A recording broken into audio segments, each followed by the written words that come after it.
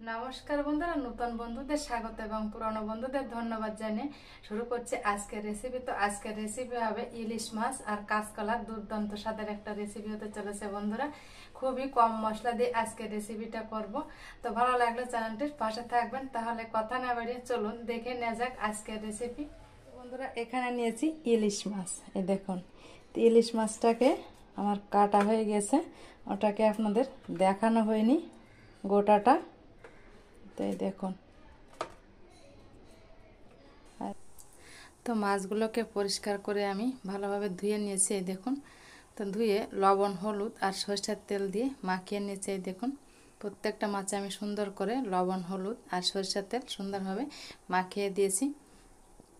তো মাখিয়ে এটাকে আমি 5 মিনিটের জন্য একটু রেখে দেব। ফিরে আসছি 5 মিনিট পর।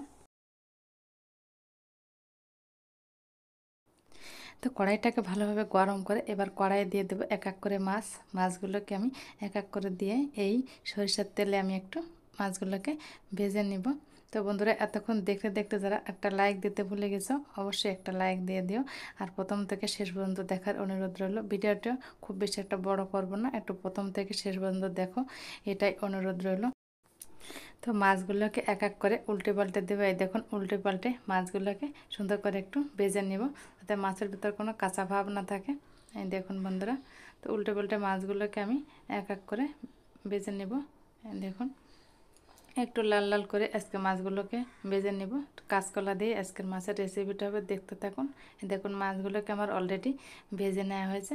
এবার আমি এই মাছ ভাজার তেলে দিয়ে দিব কালো জিরা, 1 চামচ মতন কালো জিরা দিয়ে দিলাম। ছোটো চামচের 1 চামচ কালো জিরাটা দিয়ে দিলাম।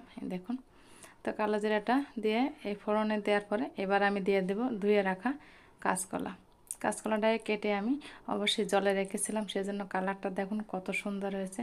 কাঁচকলা কেটে কিন্তু অবশ্যই জলে রাখতে হবে, তা না হলে কালো হয়ে যায় এই কাঁচকলার ভিতরে যে আয়রনটা থাকে।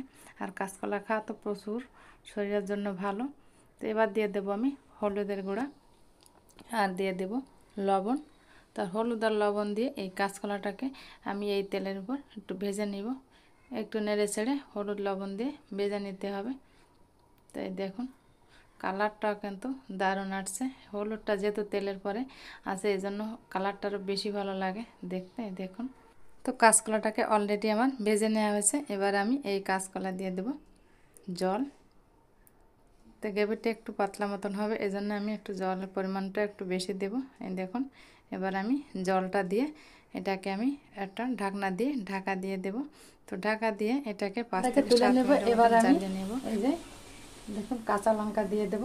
কাঁচা লঙ্কাটাকে চিড়ে নিয়েছিলাম, দিয়ে আবার একটু ঢাকা দিয়ে দেব। তো কাঁচকলা রান্না করতে খুব বেশি একটা সময়ের দরকার হয় না। আমি 5 থেকে 7 মিনিট জ্বালিয়ে নিয়েছিলাম, ঢাকনাটাকে তুলে নিব। এবার আমি ভেজে রাখা ইলিশ মাছগুলোকে এক এক করে দিয়ে দিব।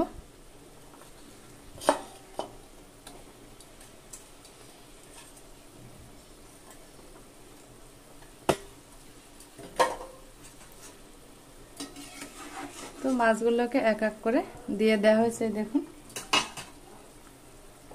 তো এখানে 1 চামচ পরিমাণ দিয়ে দেব জিরার গুঁড়া।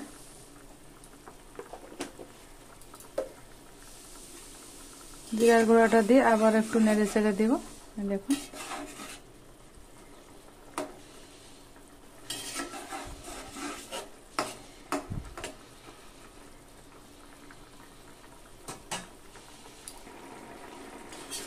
তো এই দেখুন, সব কিছু ঠিকঠাক মতন জ্বালিয়ে নিয়েছি। এবার আমি এটাকে নামিয়ে নিব। একটা প্লেটে সার্ভ করে নিয়েছি। এই দেখুন, তো কেমন হয়েছে আমার রেসিপিটা অবশ্যই কিন্তু কমেন্টে জানাবেন। আর ভালো লাগলে আমার চ্যানেলটির পাশে থাকবেন। আর ভালো থাকবেন, সুস্থ থাকবেন। দেখা হবে অন্য কোনো নতুন ভিডিওয়। নমস্কার।